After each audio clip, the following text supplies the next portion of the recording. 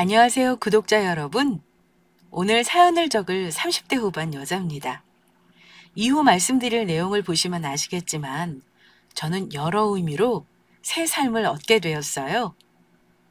결론적으로는 돌싱이 되었고 딸아이 하나를 홀로 키우고 있지만 하늘에 감사하며 행복하게 살고 있답니다.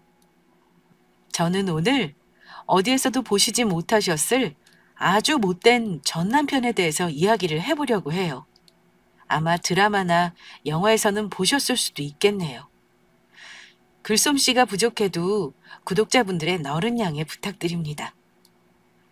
바로 본론에 들어가서 간단히 배경 설명을 드리자면 저희 집은 꽤 여유가 있는 집이었어요.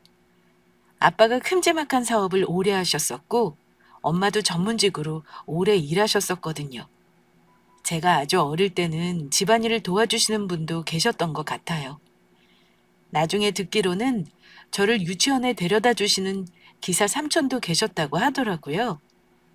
다만 재벌처럼 돈을 펑펑 쓰면서 크진 못했고 그냥 다른 친구들처럼 부모님께 지원받을 부분은 받고 또 제가 알바해서 쓸 돈은 벌고 그런 식으로 커왔던 것 같습니다.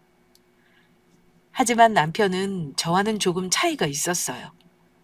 저보다 3살이 많았던 남편은 제가 알바를 하는 곳에서 저에게 관심을 보였고 그렇게 저희는 조심스럽게 연애를 시작하게 되었어요.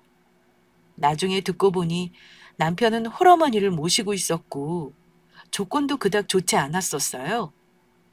저는 사업을 운영하고 있어서 월 800만 원에서 1000만 원 정도 벌었는데 남편은 사무직으로 저의 반의 반 정도를 벌었거든요. 그래도 사람은 좋으니까 내가 사랑하니까라고 하면서 저는 남편과 결혼 준비를 시작하게 됩니다. 정말 노래 가사처럼 사랑 하나만 보고 결혼을 하게 된 거죠. 지금 생각해보면 사회생활도 많이 안 해봤고 아무것도 모르니 남편과 결혼했었던 게 아닐까 싶어요. 제 돈을 뜯어먹으려고 하는 남자들과는 다르게 보였거든요. 상견례를 하고 나서는 제 인생의 최고의 선물인 제 딸아이를 임신하게 되었고 결혼식 후 품에 안게 되었어요. 혼인신고도 모두 다 되어 있는 상태였고요. 다만 저에게는 남편에게 말하지 않은 부분이 있었는데 아빠한테 증여받은 건물이 있다는 점이었어요. 굳이 재산 공개를 모두 하고 싶지 않았고 말 그대로 아빠께 받은 건물이라 거기서 나오는 수입은 부모님 용돈 아니면 공과금, 제 사업의 투자금, 부모님 거의 여행 경비 등등으로 사용하고 있었거든요. 남편에게는 제 부모님의 자산에 대해서도 언급한 적이 없었고 그냥 아빠가 사업체를 운영한다는 것 정도? 그리고 제 월급만 대충 알려준 정도였습니다. 아빠께서 항상 돈 얘기는 하지 않는 게 좋다고 하셔서요. 남편과 먹고 싶은 건 먹고 청소도 같이 하고 퇴근하고 영화도 함께 보는 소박한 일상이 저는 참 좋았습니다. 제가 남편의 본 모습을 보기 전까지는요. 하루는 저희 친정엄마가 집에 잠시 놀러 오게 되셨고 그날따라 기분이 많이 좋으셨는지 말을 많이 하시더라고요. 조마조마했는데 결국 일이 터지고 말았죠. 제가 남편에게 건물 얘기하지 않은 것을 잊지 말아달라고 당부하지 못한 제 탓도 있죠. 꽤 오랜 시간이 지나서 까먹으셨을 거예요. 요새는 TV에 건물이 있다 없다 얘기가 왜 이렇게 나오는지 몰라? 그게 뭐가 자랑이라고? 왜요, 장모님? 건물 있는 게 얼마나 자랑이에요. 저 같아도 건물 있으면 동네방네 떠들고 다닐걸요? 참, 우리 같은 월급쟁이들은 저런 거 꿈도 못 꾼다고요. 어릴 때 제 꿈이 임대료 받으면서 사는 거였는데 이제는 뭐 글러먹었죠. 꿈 이룬 거나 다름없지 뭐. 우리 지선이가 떡하니 건물이 있잖니. 알고 있잖아. 네? 지선이가 건물이 그렇죠. 지선이 건물 큰 거 하나 있죠. 얼마나 효녀인지 임대료도 다 우리한테 쓰거나 공과금으로만 쓰는 거 알지? 아무튼 우리 딸 많이 예뻐해 주게. 참 착한 딸이야. 참 착한 아내도 될 거야, 분명. 엄마는 참 다 알아서 해요. 얼른 집에 들어가세요. 아빠 기다리시겠다. 그렇게 저는 황급히 엄마를 집으로 모셔다 드렸고 왜 굳이 그런 내용을 말하냐며 따지고 싶기도 했어요. 그래도 한편으로는 언젠간 밝혀질 내용이었으니 그냥 좋게 생각하기로 했죠. 그때 당시에는요. 이렇게 우연히 제가 건물주라는 사실이 밝혀졌고 엄마가 가시고 나서는 왜 말 안 했냐고 서운해하면서 방에 들어가 있길래 그렇게 끝나는 줄 알았는데 이후에 남편은 완전히 태세를 전원했어요. 완전히 다른 사람인 것처럼 말이죠. 지선아, 나 사업하고 싶어. 아침 9시까지 나가서 상사 욕 듣고 눈치 보고 돈은 쥐꼬리만큼 벌고 그만하면 안 될까? 어? 안 되지. 무슨 소리야. 우리가 애들도 아니고 욕먹기 싫다고 일 그만둘 나이는 지났지. 안 그래? 이제 우리 아가도 있는데 돈도 차곡차곡 모아야 해. 좀만 더 참아봐. 너 건물이 있잖아. 거기서 나 뭐 하나 하면 안 돼? 음식 장사라도. 장사 중에 최고는 물 장사라잖아. 무조건 내가 대박 터트릴 수 있을 것 같은데? 건물 맡겨놨어? 우리 엄마도 말했잖아. 그냥 공과금으로 쓰거나 저축 아니면 부모님한테 쓰는 게 그게 다야. 날 위해서 쓰는 건 아무것도 없어. 그리고 장사 아무나 하는 거 아니더라. 지금 장사하시는 분들 얼마나 힘들어 하시는데. 그나마 지금 좀 코로나 풀리고 나아진 건데 그래도 힘들어 하시더라. 아니 마누라가 건물이 있는데 따로 월세 내면서 장사할 필요가 뭐가 있어? 남편한테 그 정도 지원도 못 해줘? 좀 서운한데. 나 너가 나한테 건물 말 안 한 거에 대해서도 쿨하게 넘어갔어. 알지? 안 넘어가면 뭐 어떻게 했을 건데. 정확하게 할 사업이 있고 번뜩이는 아이디어고 내가 봐도 경쟁력 있겠다 싶으면 투자 개념으로 도와줄 수 있어. 근데 장사나 해볼까? 물장사 해볼까?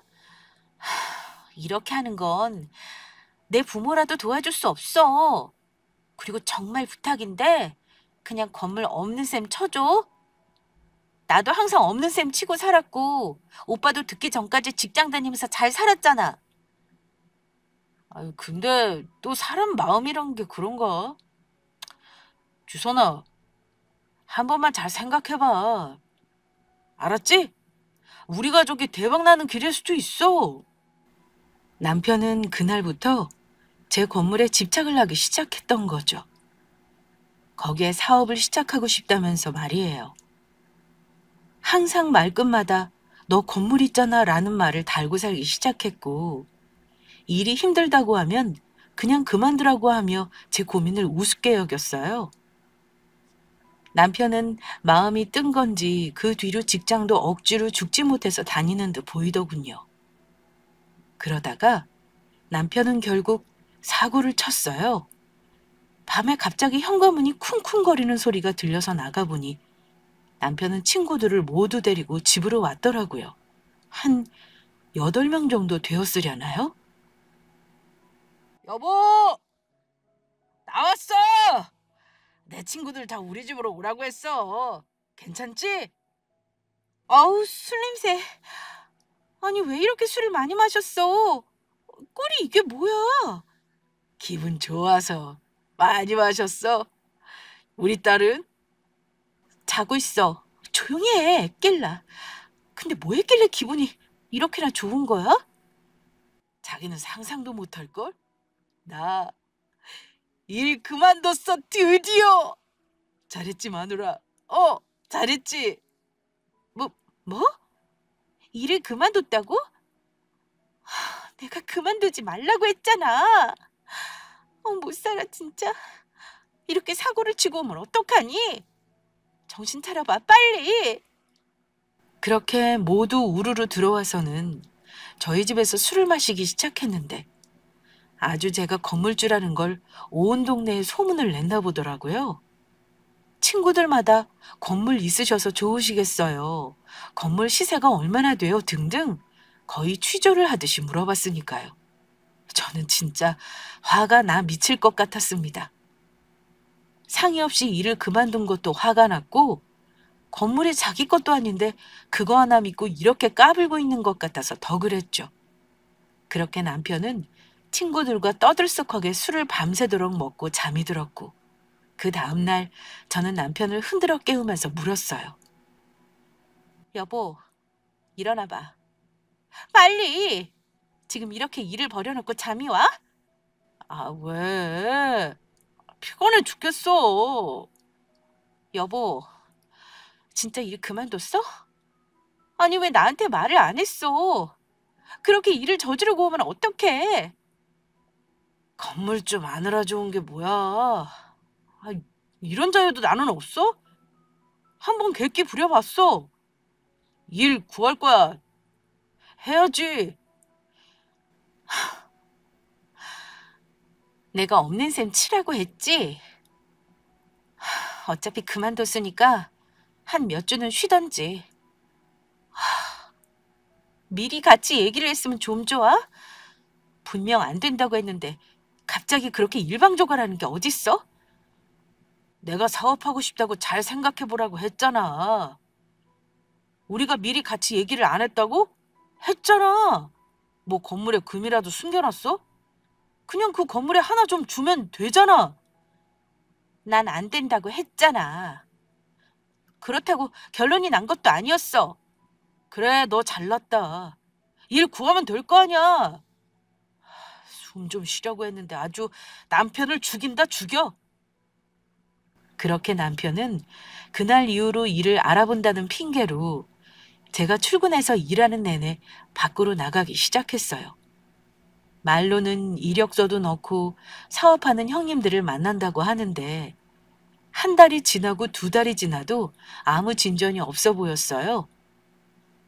답답한 일상이 계속되던 중 저희 부모님께서 잠시 집에 들렀다가 우연히 남편을 마주치시고는 남편이 일을 하지 않고 있다는 걸 눈치채셨어요. 이후로 저희 아빠께서는 딸 혼자 일을 하고 가게를 맡고 있는 것이 마음에 걸리셨는지 전화를 하시고는 말씀하시더라고요. 다음 주나 다음 달이나 이서방 편할 때 이쪽으로 출근하라고 해. 사무직이라 그냥 기본 일은 다 할 수 있잖아. 직원들한테는 추가 직원으로 면접 보고 뽑은 거라고 할 테니까 너무 걱정하지 말고 인사과에 넣을 테니까 그쪽 가서 잘 해보라고 해. 언제까지 너가 계속 책임지고 일하고 있을 순 없잖냐. 네? 안 그러셔도 되는데요, 아빠. 이서방 정신을 차려야죠. 이력서도 넣고 있다곤 하던데 뭐 연락 오는 데가 있지 않겠어요? 나도 직접 이서방 옆에 두고 보고 싶어서 그래. 어떤지 좀 살펴보기도 하고 뭐 진짜로 인사과에 사람이 필요하기도 했고. 힘들지 말라고 우리 딸. 아무리 차이가 좀 있어도 너가 사랑해서 이서방과 결실을 맺은 거니 어른으로서 그리고 아내로서 최선을 다해 응원해주고 지지해야 한단 말이다. 남자들 다 한 번씩 일 그만두고 사업하고 싶어 하잖아. 그냥 그래 그러실 수도 있지 하고 넘기렴. 네, 아빠. 고마워요. 이서방한테는 제가 말 잘해서 다음 주부터 출근하는 걸로 할게요. 아빠는 아빠 회사에서 일을 할 수 있도록 남편의 자리를 만들어주신 거였어요. 제가 너무 힘들어 보였던 건지 마음이 좋지 않았어요. 일을 많이 해서라기보다는 건물을 보고는 태세가 변해가는 남편을 보고 더 마음속으로 힘든 거였는데 말이에요. 그날 저녁 또 뭘 하고 들어왔는지도 모르는 남편에게 이 소식을 전해주니 남편은 뛸 듯이 기뻐하더군요. 정말? 정말? 아, 나 그럼 뭐 과장으로 들어가는 건가?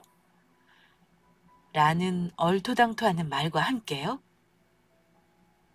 답답하실 수도 있겠지만 전 이때까지도 딱히 이혼 생각을 하지 않았어요. 아빠 말씀대로 무슨 일이 있어도 평생 옆에서 챙겨주는 아내가 되겠다고 약속했는데 또 앞으로 더 큰 고난이 있을지 모르는데 쉽게 이 인연을 포기하고 싶진 않았어요.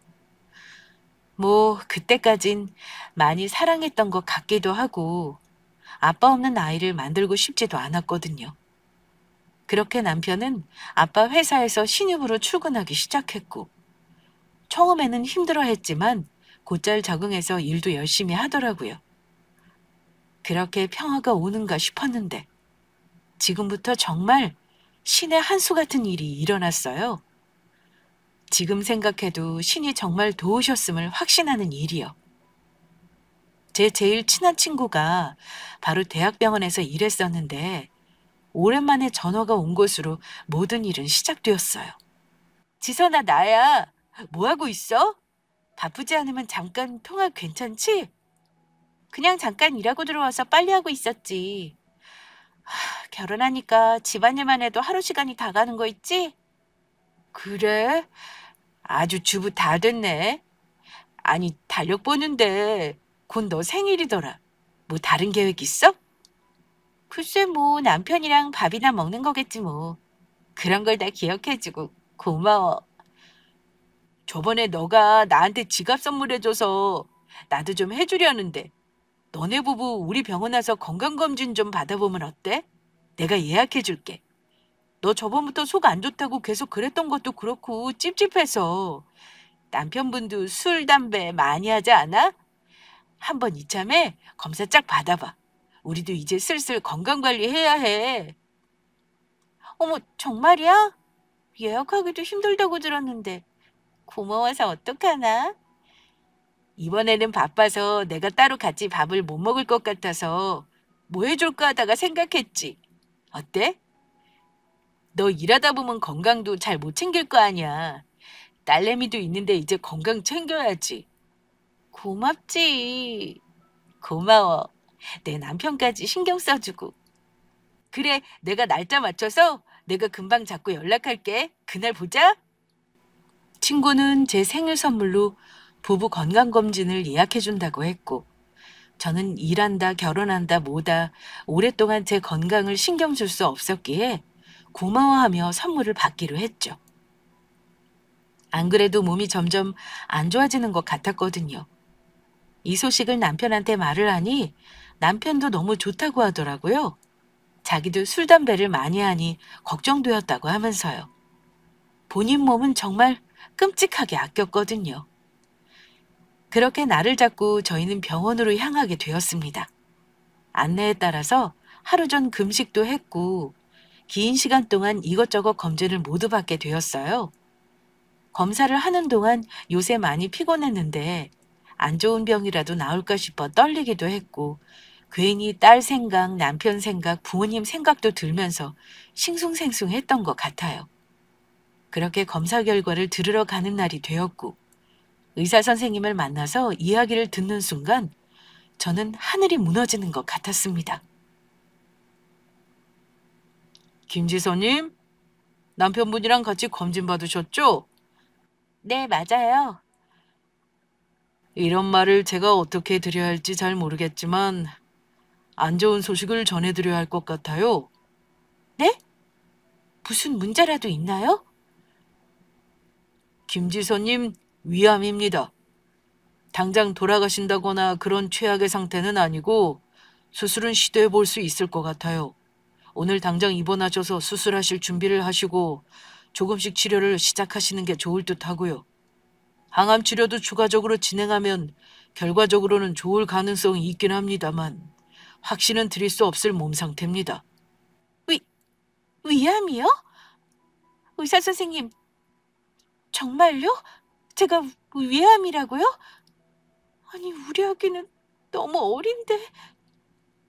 너무 갑작스러우실 거 잘 알고 있습니다만 살이 많이 빠지시고 요새 입맛도 없지 않으셨어요? 의심스러웠던 증상 있으시면 좀 말씀해 주시겠어요?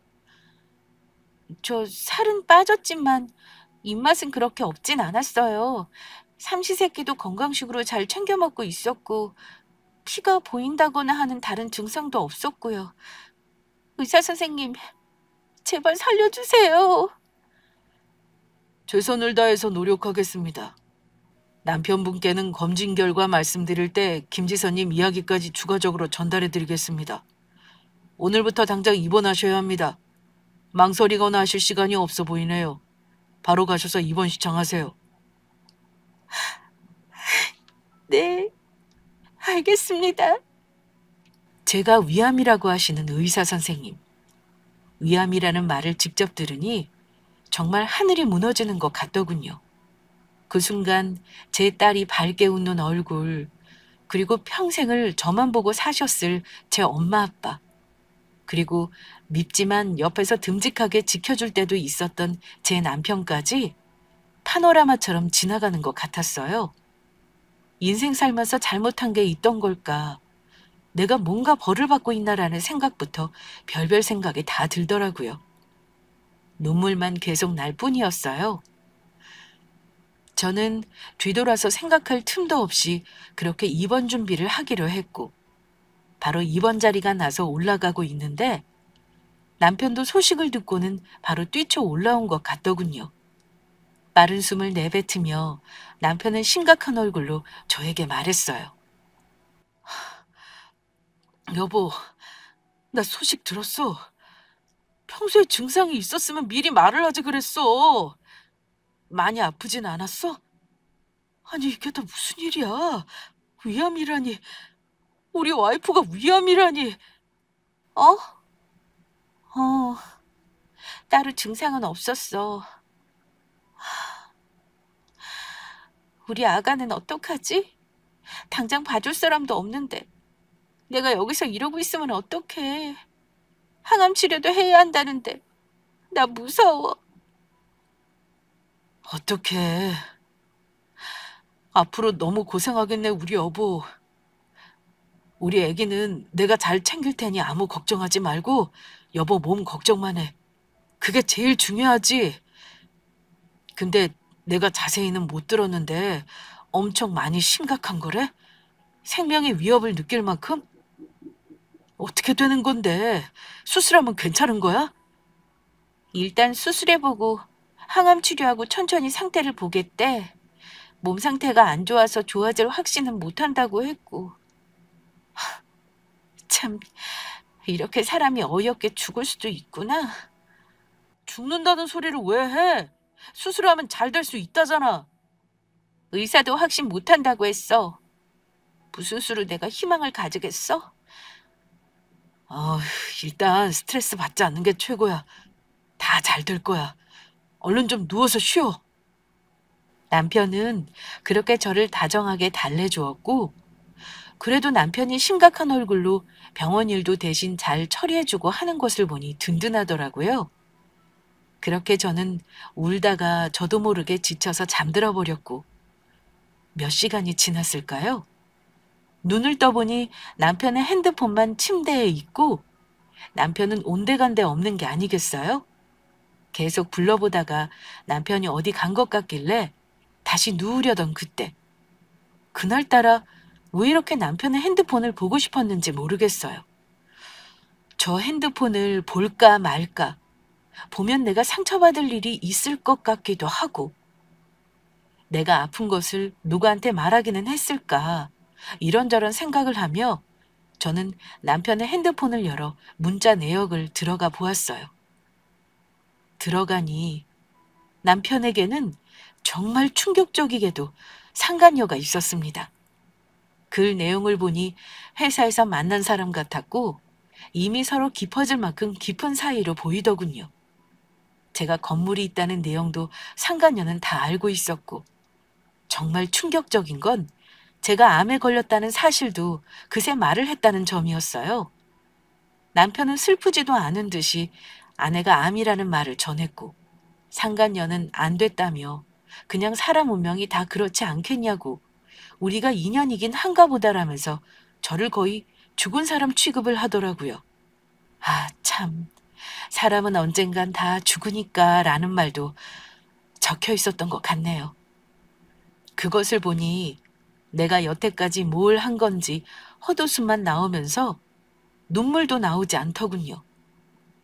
그놈의 건물 이야기는 둘이 얼마나 많이 했는지 이미 그 건물에 상가녀 가게까지 차려줄 생각까지 하고 있더라고요. 떡줄 놈은 생각도 안 하고 있는데 말이에요. 그 뒤 남편이 들어왔고 저는 표정 관리를 해가며 아이 핑계로 집으로 보냈어요. 내가 죽더라도 저놈하고는 이혼을 해야겠다라는 생각하고 있던 도중에 급하게 의사 선생님이 저녁에 병실로 들어오셔서는 저에게 급하게 할 말이 있으시다는 게 아니겠어요? 김지선님, 아이 참 이걸 어떡하나. 혹시 그 아까 남편분은 집에 귀가하셨어요? 네, 방금 집으로 보냈는데 무슨 서류에 사인이라도 해야 하나요? 아니면 보호자가 계속 상주해야 하는 건가요? 아니, 그런 게 아니고, 아, 참, 이런 일이. 제 생각엔 이 결과지가 잘못 바뀌어서 나온 것 같아요. 두 분이 동시에 같은 검사를 하다 보니 환자 번호가 바뀌어서 기록된 것 같습니다. 정말 죄송합니다. 생명하고 연관된 건데 이렇게 큰 실수가 있었어서 이런 일이 진짜 가끔 있긴 한데 자주 있는 일은 아니거든요. 지금 그런 그 말은 제 남편이 네, 남편분이 수술하셔야 합니다. 위암입니다. 그래서 혹시 지금도 계실까 싶어서 와봤는데 안 계시네요. 저희가 계속 전화를 아니에요. 제가 전화해 볼게요. 그럼 당장 남편이 입원을 해야 한다는 말씀이시죠? 네, 최대한 빨리 수술 날짜 잡아드릴 거예요. 그럼 연락 꼭 부탁드립니다. 빨리 오시라고 해주세요. 오시면 원무과나 여기 앞에 간호사분께 말씀해 주시고요. 내용은 제가 다 전달해 두어서 오시기만 하면 됩니다. 네, 알겠습니다. 그럼 혹시 제 몸은 다행이라고 말씀드리는 게 맞는지 모르겠는데 다 살펴보니까 괜찮으세요. 건강하십니다. 아무 염려 안 하셔도 됩니다. 그냥 잘 챙겨 드시기만 하세요. 네, 감사합니다. 드라마보다 더한 건 현실이라더니 정말 그렇더군요. 동시에 검사를 받아보니 환자 번호가 바뀌어서 기록이 되었고 결론적으로는 검사 결과지가 바뀐 거였어요. 저는 위암이 아니었고 바로 남편이 위암이었습니다. 그 순간 정말 다시 태어난 것만 같은 기분이 들더라고요. 하늘이 나를 불쌍하게 여겼나 보다. 아무것도 모르는 조강지처에게 한 번 더 복수할 기회를 줬나 보다라는 생각이 들었고요. 제가 암이 걸렸다면 역시 본인들은 인연이었다고 말했던 남편이 이 사실을 보면 어떨까요? 저는 이미 그 내용을 본 이후로 정이 아예 떨어져서 이혼을 할 생각이었는데 이렇게까지 일이 제 뜻대로 돌아가다니 과분할 정도였어요.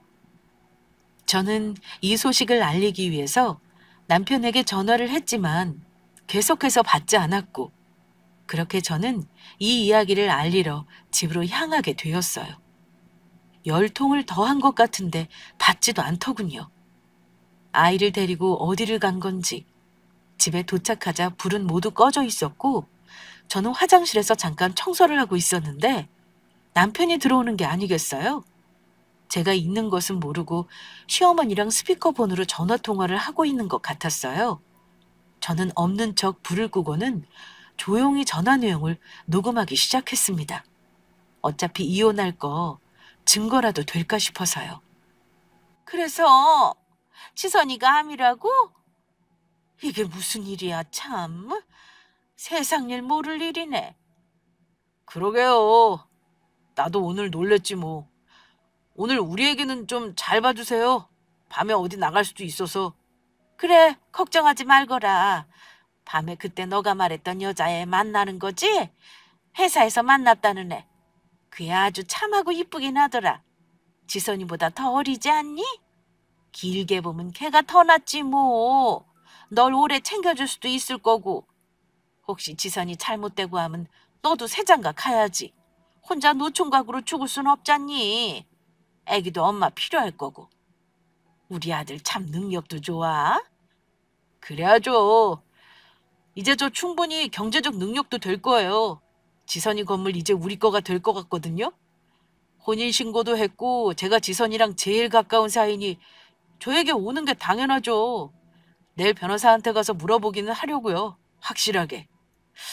아, 참, 뭐부터 하지? 어머니 어디 여행이라도 가고 싶으세요? 건물 받자마자 우리 어머니 차라도 뽑아드려야 하나? 아유, 말만 들어도 배부르다. 변호사한테 가서 물어본다고? 그래, 그런 거 확실히 해야지. 또 지선이가 수술 받기 전에 뒤로 수술 수 있으니 바람 피는 거 걸리지 말고 끝까지 잘해주는 척이라도 해. 좋다. 우리가 살다 보니 건물주도 다 되는구나. 아이, 엄마, 제가 그런 것도 못하겠어요. 걱정 마세요. 양쪽 여자한테 최선을 다할 거예요. 지선이한테 조금 더 신경 쓰죠, 뭐. 오래 같이 있지도 못할 텐데. 근데 지선이 많이 심각하다니? 어느 정도인 거야? 의사가 그렇게 희망 있다고는 안 했나 보더라고요. 수술하고 항암 치료하고 더 봐야 된다고 확신은 못 한다고 했대요. 운명을 거스를 수 있나요? 하늘이 다 정하는 건데. 참 안타깝긴 하네. 근데 그 여자애도 좀 산다며? 이게 뭔 일이래? 어디서 그런 여자들을 다 만나는 거야, 우리 아들은? 그 여자애랑 잘 되려고 일이 이렇게 된 건가 싶기도 하고, 우리가 열심히 살아서 좋은 기회가 온 건가 싶기도 하고. 저희도 그 얘기해요. 인연이라서 일이 이렇게 돼가고 있는 건지. 일단은 장인어른 회사에 다니고 있으니까 바로 결혼식을 하거나 하진 못할 것 같아요. 또 그 회사에서 만나게 된 건데 어떻게 밝히겠어요? 장인어른 노발대발하실 게 분명해요. 일을 그만둘 순 없으니 그냥 혼자 계속 슬픈 척은 하려고요. 아참, 다음에 어머니 모시고 식사 한번 하고 싶다는데 괜찮으세요? 그럼 괜찮지. 며느리 될 수도 있는데 안 될 게 뭐니? 날 잡아서 알려줘. 네, 엄마, 또 연락드릴게요. 남편은 그렇게 시어머니와 통화를 하더니 옷을 들고는 집 밖으로 나서더라고요.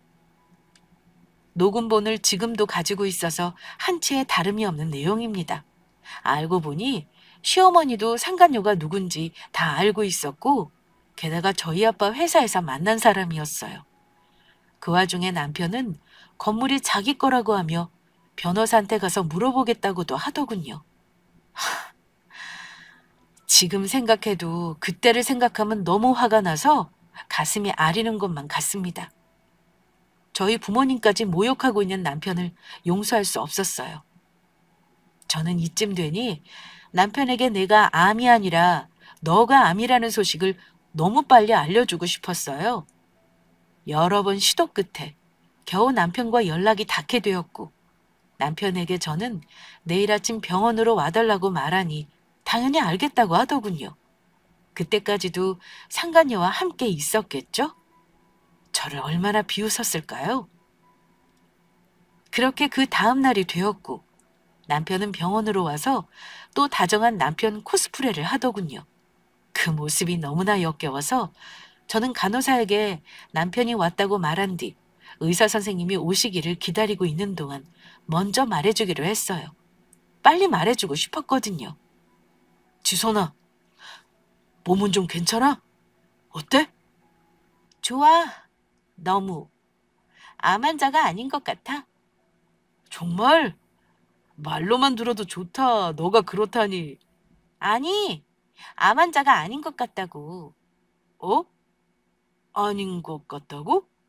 어, 어제 의사 선생님이 오셔서 말해줬는데 나 암 환자 아니래. 그럼 그 위암은 누구 것일까 궁금하지? 놀라지 마. 너 거래. 너가 암이래. 위암. 뭐라는 거야? 아프더니 정신까지도 어떻게 된 거야? 아, 이렇게 큰 병원에서 무슨 그런 실수를 해? 그러게. 병원에서 이런 실수를 다 하네? 너 빨리 수술해야 한대. 알려줄까 말까 하다가 그래도 양심상 너가 죽을 수도 있으니까 알려주는 거야. 최소한의 인간으로서 도리다.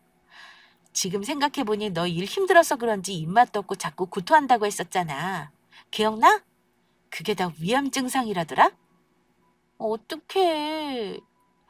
희망이 별로 없는 거 수술하고 항암 치료하고 나서 결과를 확신할 수 없다는 거 다 너 얘기래. 지금 이 말이 다 진짜야? 거짓말이면 가만 안 둬? 하나도 재미없어. 누가 누굴 가만 안 둔대? 이제부터 내가 널 가만 안 둘 거야. 내가 다 모를 것 같아? 우선 살아나 있어라. 할 게 많으니. 의사 오라 그래. 의사한테 당장 와서 설명하라 그래. 이게 말이 돼? 그 순간 의사 선생님이 들어오셨고 남편에게 설명해주기 시작했어요. 오셨군요. 아내분한테 말씀은 다 들으셨죠? 바로 수술 날짜 잡혔고 수술 진행하실 거예요.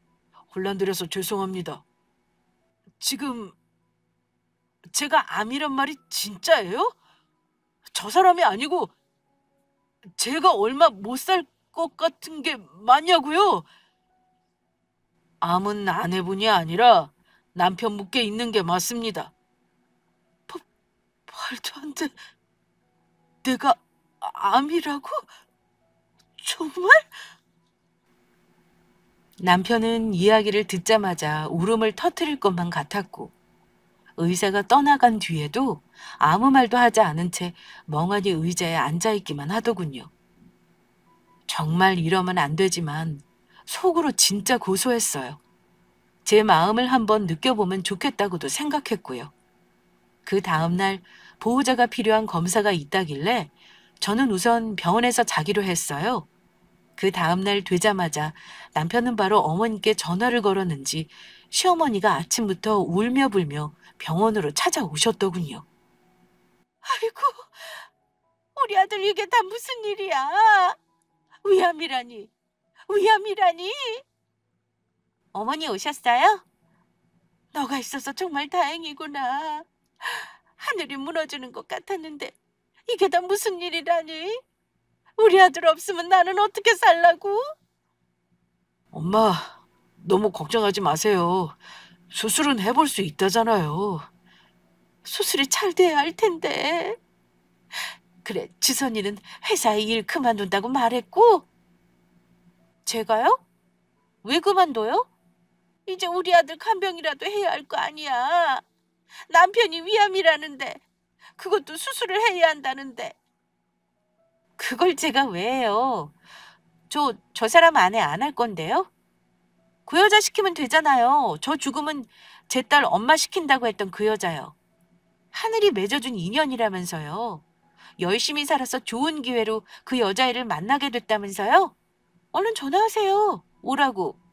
그렇게 눈물겨운 사랑이면 지금이라도 달려와야 되는 거 아니에요? 여보, 아니 그게 무슨 소리야? 무슨 말 하는 거야? 왜 모르는 척이야? 어머니, 저 다 알아요. 그 여자까지 곧 식사까지 하기로 한 거 아니었어요? 빨리 하세요. 언제 저 사람 죽을지 모르는데 한시가 급하지 않으세요? 제가 정말 모를 줄 알았나 보네. 뭐야? 여자 잘 꼬시는 능력 좋은 아들이 그렇게 위암 걸려서 누워있으면 어떡해요? 뒤로는 상간녀랑 밥까지 같이 먹을 생각까지 하고 노총각으로 죽을 순 없지 않냐고 말해놓고서는 저한테 간병하라는 소리가 나오세요 지금? 어쩜 이렇게 모자가 둘 다 양심이 없어? 건물주는 절대 못 되니까 뜬구름 잡는 소리도 하지 마세요. 증거도 다 있으니 위자료나 잘 준비해 주세요. 그 여자한테는 상간녀 소송도 한다고 전해주시고요. 얘, 얘가, 얘가 뭐라는 거야? 뚱딴지 같은 소리를 하네? 왜 이렇게들 연기들을 하고 그러세요? 적당히 하세요. 녹음본 들려드려요?